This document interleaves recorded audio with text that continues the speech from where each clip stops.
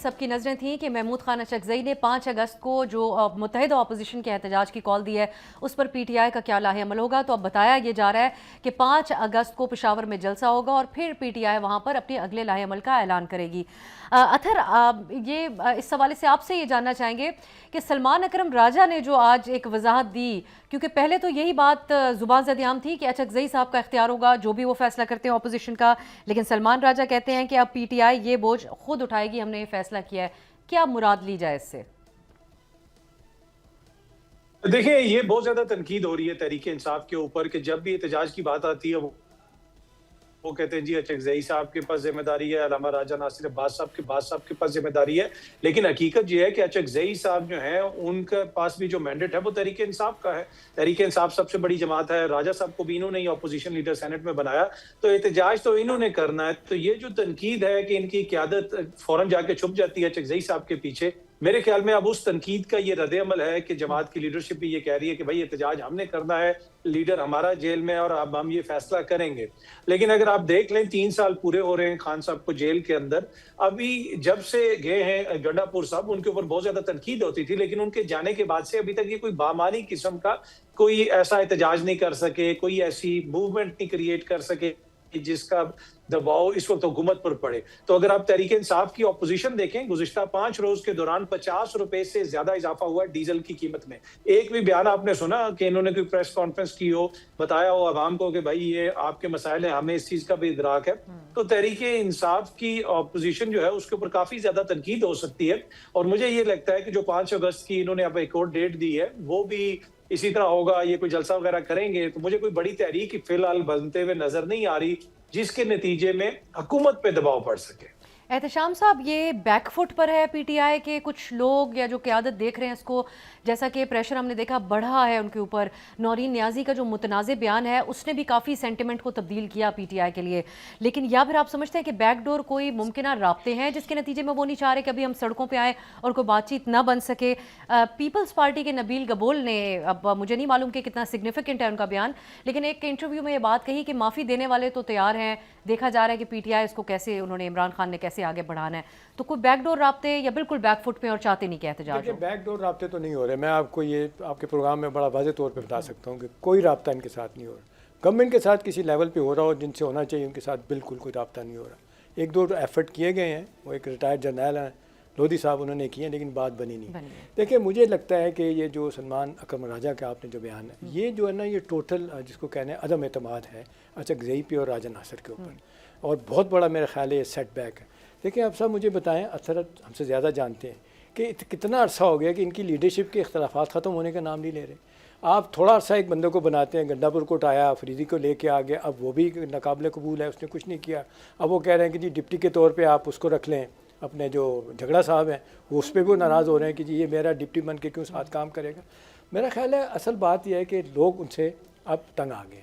عام ورکر جو ہے نا، ان کا اعتماد ختم ہو گیا کہ یار یہ تو ہم استعمال کرتے ہیں، سڑکوں پہ لا کے 2-3-4 بڑے واقعات ہوئے، پھر مارے جاتے ہیں، بات ختم ہو جاتی.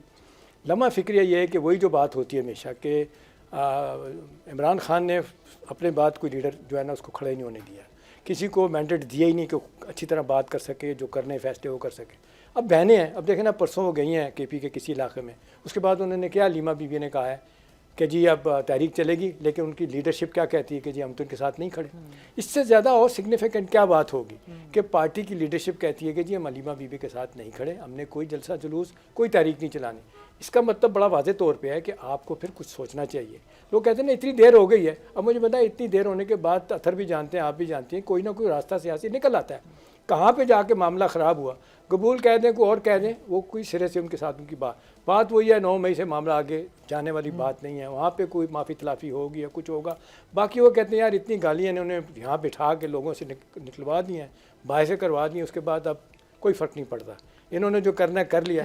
اب اگر آپ یہ کہیں کہ جی کوئی میرٹ تو کب تھا نا، عمران خان کے زمانے میں میرٹ تھا.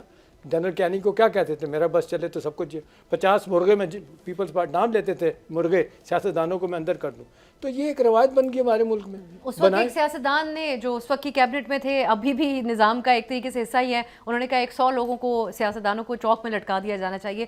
تو بہت سی باتیں ہمارے ہاں ہوتی تو رہی ہیں, لیکن اطہر یہ جو عمران خان صاحب کی بہنیں ہیں ان کے حوالے سے اب آپ کو کیا ان کی پوزیشن نظر آتی ہے؟ نورین نیازی صاحبہ کا جو بیان ہے انتہائی متنازع ٹھہرا, حکومت کو بھرپور تنقید کا موقع ملا اور پی ٹی آئی کے پاس بھی کوئی خاص دفاع نہیں تھا, انہوں نے فاصلہ اختیار کیا. علیمہ صاحبہ کے اسٹیٹمنٹ کی باتوں کا حوالہ دے رہے ہیں احتشام صاحب بھی. علیمہ صاحبہ نے تو مراد سعید سے یہ اپیل کی کہ آپ منظر عام پہ آ جائیں کیونکہ اس قیادت سے تو معاملات سنبھل نہیں رہے. تو یہ ایک چیلنج ہے فیملی اس وقت پارٹی کے لیے. دیکھیں جو پاکستان تحریک انصاف کا ورکر ہے اس کی نظر میں تو بہنیں ہی معتبر ہیں, ٹو بی آنیسٹ. کوئی ایسا لیڈر نہیں ہے جس کے پیچھے ورکر یا عوام نظر آئے. سمپتھی جو ہے آپ کو بہنوں کے ساتھ ہی نظر آتی ہے, اور اس کی بنیادی وجہ یہ ہے ایک تو وہ بہنیں ہیں, ایک وہ آپ کو پتا ہے کہ ایک سمپتھی بھی ہے, اور اس کے ساتھ ساتھ تحریک انصاف کی قیادت جو اب تک ناکام رہی ہے کسی قسم کی تحریک چلانے میں, تو اسی وجہ سے زیادہ سپیس اب لگتا ہے ایسے ہے کہ بہنوں کے پاس ہے. لیکن کیا وہ کوئی بڑی اس طرح کی کوئی تحریک چلا لیں گے, یہ ایک بڑا کوسچن مارک ہے. آلدو کہ علیمہ خان صاحبہ نے وہاں پہ جا کے دورہ وغیرہ کیا ہے, لوگ بھی باہر نکلے ہیں, لیکن مجھے یہ فی الحال اتنی بڑی کوئی اس طرح تحریک بنتی بھی نظر نہیں آ رہی ہے جس طرح کی تحریک جو ہے یہ پاکستان تحریک انصاف چاہتی ہے. میں پوچھوں گا آپ سے, آپ مجھے بتائیں جب سے ملک بنا ہے کوئی سیاسی پارٹی اپوزیشن میں بیٹھی ہوئی اس نے اقتدار میں بیٹھی حکومت کو بغیر اسٹیبلشمنٹ کے سپورٹ کے کبھی باہر نکالا ہے؟ کبھی ایسا ہوا ہے؟ کے بعد ہمارے ملک میں بحران ہو جاتا ہے. تو وہ مسئلہ یہ ہے کہ جب تک جو ہے وہ الیکشن کے ذریعے اور ووٹ کے ذریعے لوگ نہیں نکلیں گے اور اسی طرح سازشوں کے ذریعے حکومتوں میں آنے کی کوشش کریں گے تو یہ مسائل چلتے ہوتا تو یہی رہا ہے, لیکن ہمیں اسے نارملائز نہیں کرنا چاہیے. آج مولانا جو ہے وہ جس قسم کے جی اطہر ایگزیکٹلی میں نے وہ اسی طرح وہی بات کر دی, تھوڑے سے جو ہے وہ گھما پھرا کے کر دی تھی میں نے وہ بات.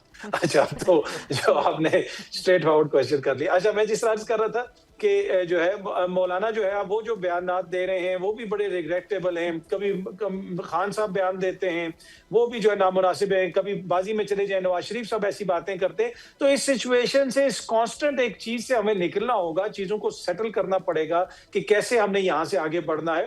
باقی دیکھیں آپ سیاست کرتے ہیں, آپ اسٹیبلشمنٹ کے کردار پہ احتشام صاحب بھی تنقید کر لیتے ہیں, میں بھی کرتا ہوں, آپ بھی کرتی ہیں, لیکن کچھ چیزیں ہیں جس طرح ہم نے بھارت کو شکست دی ہے تو ساری دنیا کو پتا ہے کہ ہم نے بھارت کو شکست دی ہے. اب کون سا بندہ جو ہے وہ پیسے کے لیے اپنی جان دے گا؟ میں پورے پاکستان میں کہتا ہوں دے دیں, JUIF کی لیڈرشپ میں سے ایک بندہ ہمیں دے دیں جو پیسے کے لیے جان دے گا. تو پیسے کے لیے کوئی اپنی جان نہیں دیتا. تو جو آپ جب اس طرح بات کرتے ہیں تو وہ تھوڑا سا ہمیں ڈیفرینشیٹ کرنے کی ضرورت ہے کہ جو ہمارے شہداء ہیں جو اس ملک کے لیے اپنی جان دیتے ہیں, خدا را وہ اس کو آپ نہ کریں. باقی ہاں اسٹیبلشمنٹ کے کردار پہ, سیاسی مداخلت پہ, اس پہ آپ جتنی مرضی تنقید کریں. اس سٹیج پہ افسا دیکھیں کہ جو بلاول بھٹو زرداری اور مولانا فضل الرحمان کی جو سنرجی بنی ہوئی ہے نا, وہ بنیادی طور پہ دونوں جو ہے نا, میری اطلاع ہے کہ دونوں کسی بڑی اس کے پکچر کے اندر ہیں.